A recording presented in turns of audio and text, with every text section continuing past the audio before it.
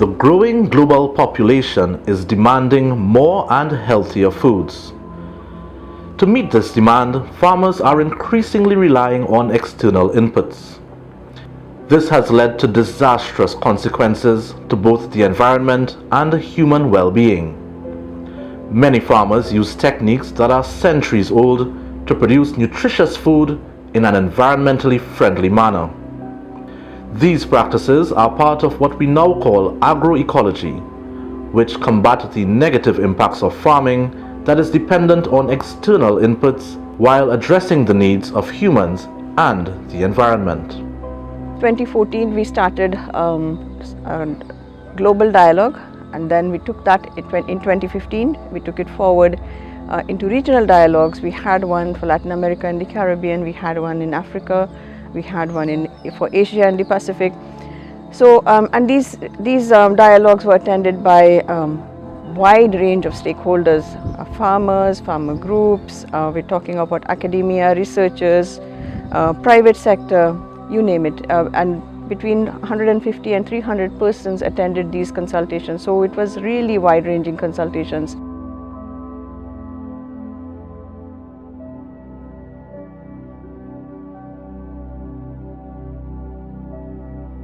These 10 key elements of agroecology are diversity, co-creation and knowledge sharing, synergies, efficiency, recycling, resilience, human and social values, culture and food traditions, responsible governance, and circular and solidarity economy.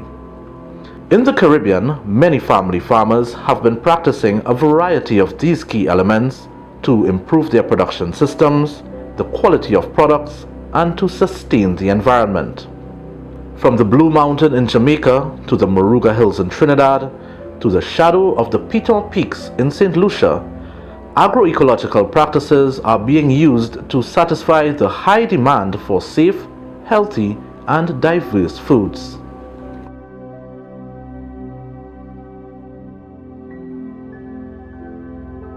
Diversity in farming involves a range of vegetables, food crops, tree crops, and animals on the same farm in integrated systems, mixed cultures, polycultures, or multi-story. I am the third generation of poultry farming. Generally, we in the Las Lomas area, we own around 6 acres of land. Before we used to rear about 30,000 broilers. But as the time went by, we started to spread our wings. We started to add some small ruminants, some rabbits, some ducks, and also swine onto the property. The rice is totally organic. No fertilizer, no amount of chemical like to preparing land and spraying the weeds and all these kind of a thing. You do hand cleaning when you plant the rice, so that most of the produce really is natural. So I have been living in Brazo Seco for 20 years, and so this was at the beginning of the Tourism Action Committee being formed.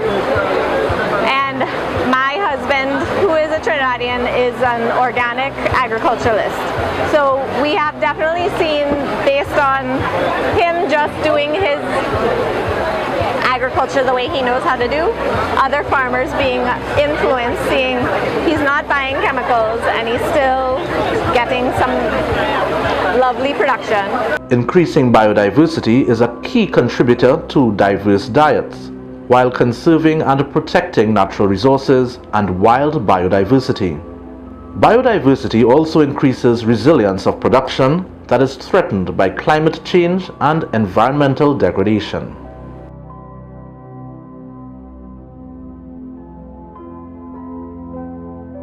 Farmers benefit from knowledge shared through generations, as well as direct linkages to researchers. Co-creating results in the generation of best practices that are a blend of both worlds. As farmers groups share this knowledge and farming practices change farmers, the environment and consumers all benefit. Some Caribbean farmers are using simple techniques to successfully achieve this. So with the pepper we make a pesticide. So the pepper and the garlic blended together, strained again. It's good for pests. So you've tested those formulas and so on? Yeah. So is that shared among the Joe members in Jamaica? Yeah. Okay. We also have a WhatsApp group. Okay. So a lot of, people say, hey, look at this bug, I'm having a problem, what do you suggest? So there's a great communication there with that. So I came up with the idea of having the local community, if different farmers would farm different pieces of it, we would train them how to do organic farming, and then they could pick up, and maybe that person would do tomatoes and that person would, and then we'll be able to round it out and be able to do a CSA. So we started to have a thing called the 1-1 Cocoa, and it's a training course. We did 2 weeks of permaculture and 2 weeks of organic farming. And Chuck came back and taught that, and we found another person to teach the organic farming course of it. I learned from my grandparents and them many years ago, and I still plant rice in the same style. Manually, use your boa, you drop your seed and all this kind of a thing. Well, what I could say about the hill rice is a kind of ancient tradition from with we fathers now. Yeah. And it handed down. Yeah, it handed down to us in the sense like even how to plant the rice now. We do the workshops, all over. We're doing mushrooms. There's a mushroom guy coming in. We're gonna have actually in this back room a mushroom lab to grow the spawns. Just different people come to us with interests, and we see how many people. Like I was surprised about the mushroom. I thought nobody does mushrooms, and that was the highest turnout that we ever had. All the reports that come out of all the different agencies is saying sustainable development, organic things.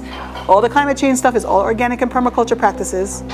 So why are we not equipping our folks to be able to go in and do hugelculture and understand about the biologicals and bringing in the wasps and all these different things that they should be using, or even just the companion, all that stuff that they should know. They're not coming out with it, so they're not going to be competitive. One of the strengths of sharing and co-creation of knowledge is to help farmers improve farm productivity while maintaining and safeguarding the environment.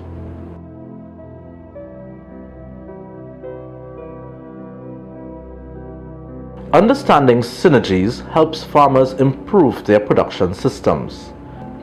Farmers observe interactions among the different elements in their farms and make adjustments to maximize productivity and efficiency. One place where this is evident is at the Sir Arthur Lewis Community College in St. Lucia. We wanted a cheaper method of way of developing some fence for pasture, and one of the easier ways is to go and get normal wood within the forest, which is gloricida and lucida, and we normally enclose an area with the gloricida stick and all the lucida, and we use our sheep fencing around it to where we could practice rotational grazing. However, those poles that we use for the fencing, we also use it as a legume, a protein material that we use often to allow the animals to graze. And for us, yes, we have to maintain on a regular basis, but for us it's a cheaper method of building a pasture system. We intercrop fruit trees like coconuts, avocados, mangoes, soursop, and also our dashing leaves. In these pastures now where these trees are planted, we have small ruminants grazing in between them. The small ruminants benefit basically because of the shade. The plants benefit because of it control the weed, it helps fertilize the plants, and also the runoff from these waste from the animals actually feeds into our drains and so on where the dashing leaves are. What I am concentrating on is intercropping with ginger and turmeric. Did you see some planted down there? No, they're cross beds. Okay, you can show you where. So we're doing that. I have a lot of ginger and a fair amount of turmeric, and it is all organic. It's clean. Some of it was grown by the Scientific Research Council as part of a project they were doing with JOAM to do tissue culture. And they developed an organic tissue culture which was accepted by my certifier. So it's costly, I learned that you need to harden them a lot longer before you put them out, but we were able to pass that on. So I have a lot of ginger. Mr. Miller, who you met, says, he says, I think we're going to have enough for about acre and a half. Another example of synergy is the use of bees to increase pollination, while the farmer harvests hive products for sale or personal use. Nitrogen-fixing plants improve soil nitrogen, while compost and manure improves both soil fertility and structure. So we just take some leaves, put them in a 5-gallon bucket till the water turns black, a day or two. Strain it, and you can spray that on your plants. No matter when you're going to reap, doesn't matter. Up to the last minute, you can spray safely your plants. It's a very high source of nitrogen. However, there are trade-offs to this system, such as resource use and access rights, which is why it is important to have partnerships, cooperation, and responsible governance at multiple scales.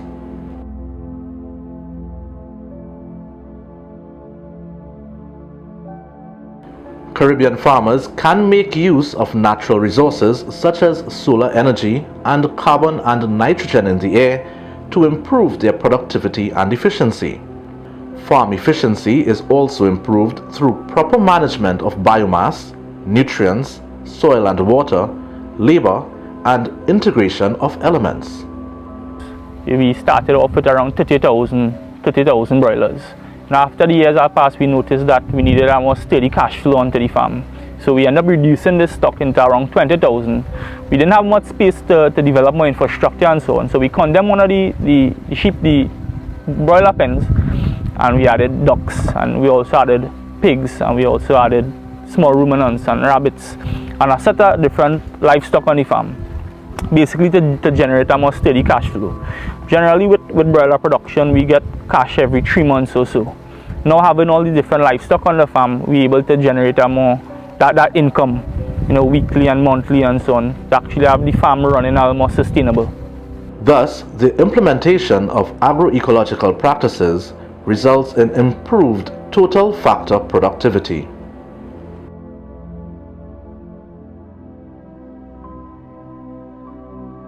Waste is a human concept and does not exist in natural ecosystems. Farmers can integrate and imitate such systems by using deep-rooting trees and recycling byproducts and excess material such as fertilizer or livestock feed. Recycling is closely linked with efficiency and synergies. Okay, so this is the example of the Johnson-Su bioreactor. And when I say it's the revolution of composting, it's amazing. The idea is so great.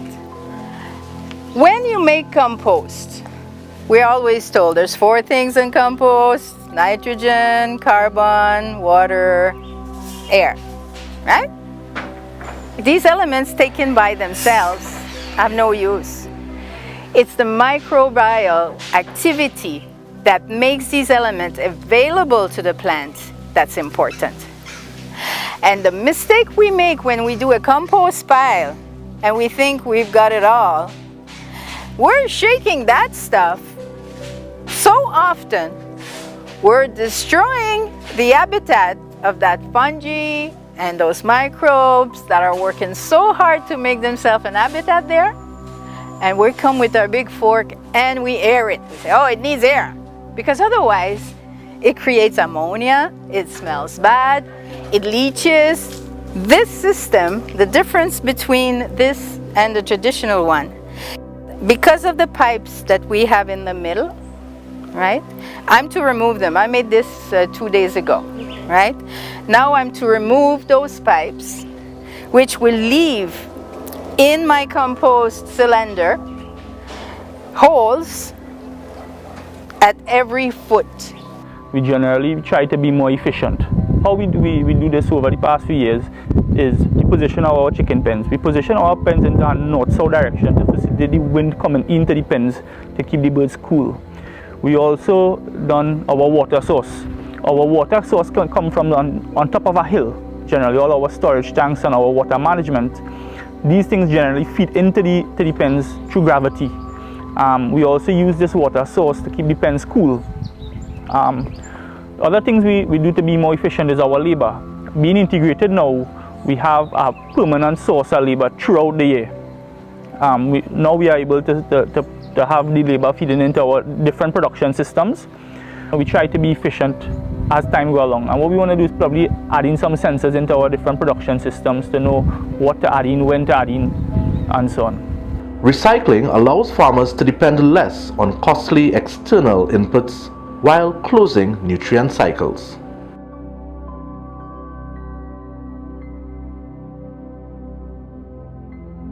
An important factor for sustainable food and agricultural systems is the enhanced resilience of people, communities, and ecosystems.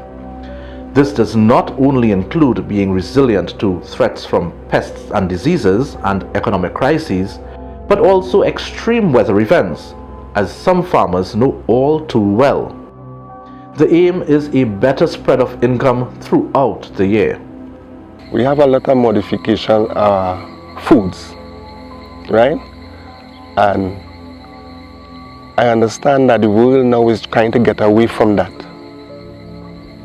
So then why is not this the future? You really need them things now, because I was saying about the tradition what was handed down to we. It's just simple, it's just a natural way now. That was saying too. It's good for poor people because the rice need no sort of chemical to grow or fertilizer. You know, it's growing naturally now. It's growing naturally. Resilient production systems, for example pest and disease resistance in crops, also reduce the need for the farmer to depend on external inputs and protects the environment against economic vulnerability.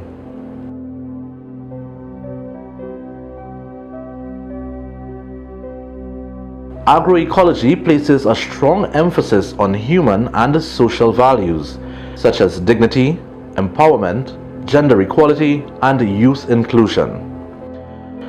Across the world, women make up almost half of the agricultural workforce, and agroecology creates even more opportunities for women.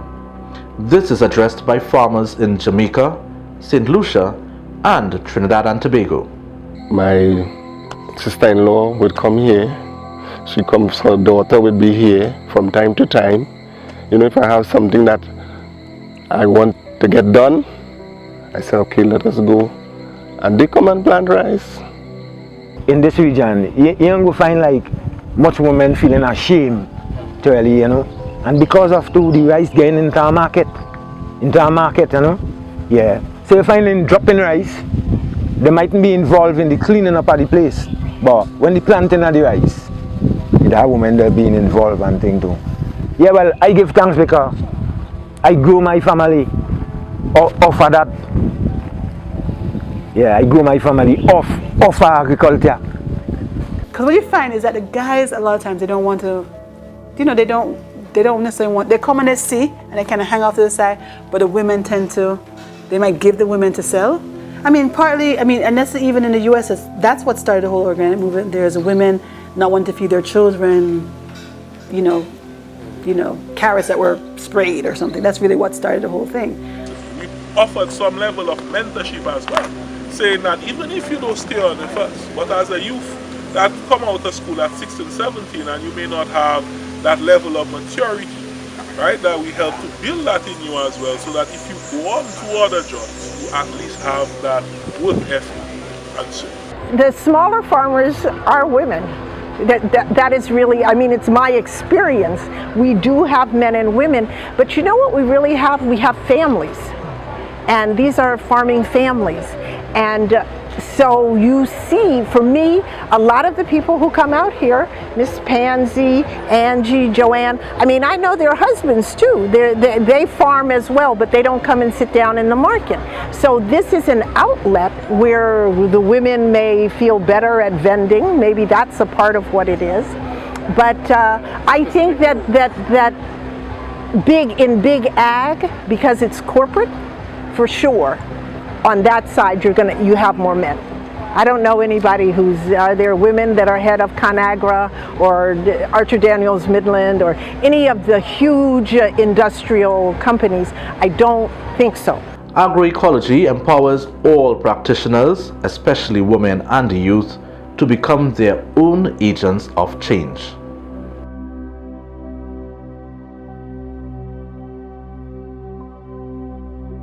Agriculture and food are core components of human heritage. The Caribbean is a melting pot of peoples and beliefs. Thus, food traditions play a central role in society and shaping human behavior and interaction. Oddly enough, I find the prices here quite reasonable, in some cases cheaper than what obtains at the markets, but I'm not averse to paying more if it is a premium quality product. I understand that in the cultivation of organic produce, the sort of work and inputs that go into it, it's more labor intensive, so I'm prepared to pay more for it because I'd rather pay for the produce than pay healthcare charges. Well, Trinidad is a multicultural society. So where the farm is located, we are located in central Trinidad where we have a large population of Muslims. How we supply to these Muslims, we meet their standards. So how we do this? We carry our livestock to pluck shops or meat shops, that is, what do our processing for us. So they are certified, they know what is the right way to process them and slaughter their animals and so on. You know, we build a very good relationship with these pluck shops. You know, we have a business relationship as well. When the animals are slaughtered to the Muslim community standard, we then deliver to we supply supermarkets, roti shops, and other food enterprises. Quality of food. We talk about high food import bills in the Caribbean. What is the way out for that? The way out is to grow local, buy local, eat local, and a lot of governments are actually focusing on this. A penny saved is a penny earned. You know, that's and we have to look at what has happened over the years is that we have gone into more eating more processed foods high in sugar, fat, you know, that are not good for us. They're easy, they're processed, so they're easy to cook and eat and so on, but they have really changed our lifestyles. We now have a lot more non-communicable diseases among us, diabetes, high blood pressure, you name it. Therefore, a healthy relationship between food and people does not only mean an increase in production, but promoting diverse, nutritious, and wholesome food to consumers.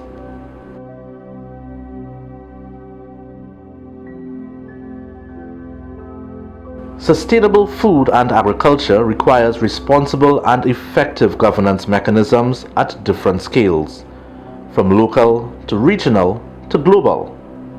Caribbean farmers are well aware of this. I didn't get any institutional support from the government because organic was one of those strange thoughts that people said, oh, you're all hobby farmers, oh, this can't work, oh, you can't get production. And in fact, what they say to me is things like, oh, you must have very small beans. And I say, no, my beans are very large. And people who have seen them say, she's got extremely large beans. We have a government that does not believe in organic. Yeah, that's a challenge for us as well. They just spray everything. We were working on a project at PGR with these farmers, and they sprayed the whole place with Roundup. So we were doing the potato trials to actually certify organic potatoes as a growers group, and they spray the place. So every time we go and we're trying to do work with different, it's some drama. The Brasso Seco Chocolate Company is a business. It's a limited liability, but it's owned by 4 community members. It only employs community members, buys community beans, and the Tourism Action Committee is a non-profit, and same thing, they're only employing and purchasing beans. So that'll be the difference. It's not private companies happening within a community, it is really community owned. I am very much an advocate for the face-to-face connection, but I understand that in terms of the digital world, there are some additional opportunities for linking people together. Now, we did AgriNet here, This was the first time with UE, and they developed that app, and then the farmers went out and, you know, there was no cell coverage, so that they couldn't really use it. So I think that that's a part of the next step, is getting that infrastructure in place that allows the people to really understand what they can grow on their soil and how they can produce and become more productive. Many countries in the region continue to develop policies, legislation and programs to both protect and promote local family farmers. The adoption of agroecology can achieve this while satisfying the demand for healthy food.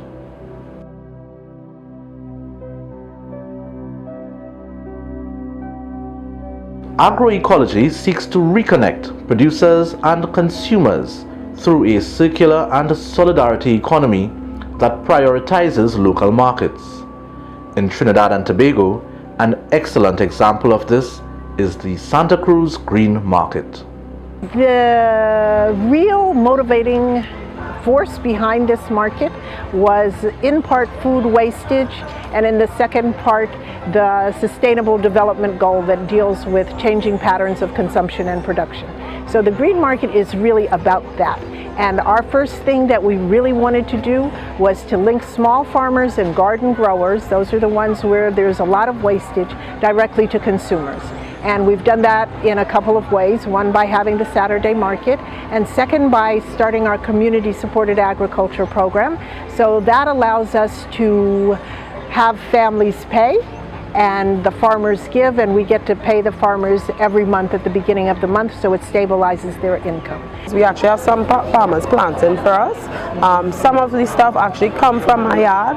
Yes, I live on a hill, but I still have some vegetation growing. A lot of the other, like let's say the breadfruits and stuff, they actually come from Tobago, because in my humble opinion, it's a little sweeter than Trinidad own. For me, the farmers market is what is attractive, because once they farm and we bring them into that space and people can see that is their product and that kind of stuff, and also the money that they're getting for their product, that is what's sexy. Every Saturday, when we first started it was every other, and now we've grown it. And it was hard because the farmers kind of got comfortable in the every other week, and I had to like trick them into like doing it. And now it's every week, and now they're actually like, when is the next one? So, because I was trying to explain to them, most farmers that are doing farmers markets, they usually do two markets. They do a midweek market and a weekend market, and they also have other distribution that they do. And we need to, we need to get them, we need to make farming sexy, which a farmers market allows them to do that. Another area that agroecology will also address is food and nutrition security. At the CARICOM level, at the heads of government level, we have accepted the regional food and nutrition security policy and action plan for the regional level. We have identified, for instance, several value chains for development, roots and tubers, small ruminants, herbs and spices, and so on. That's at the regional level. At the national level now, also countries have prepared their food and nutrition security policies and action plans. And one of the elements of the national action plans is grow local, eat local, buy local. So some of the campaigns you see are all part of that national food and nutrition security policies and action plans. I think agroecology is really the most sustainable and the best way to grow it. It makes production more easier. It makes it more productive, meaning efficient, more profitable in all these other aspects. When you get up in the morning as a farmer and you see everything just working naturally, and you don't have to stress about adding fertilizer, this thing needs spraying, and all the other, what we normally commercially do. We don't do this in Greenacre farms, and it makes farming a lot more easier. It makes farming safer. It makes Greenacre farms a lot more marketable. The circular economy concept includes increasing farm profits by trade of resources among farmers, reducing production costs, and minimizing food waste. Additionally, it relies on the relationships built between producers and consumers, producers and producers, and producers and the environment.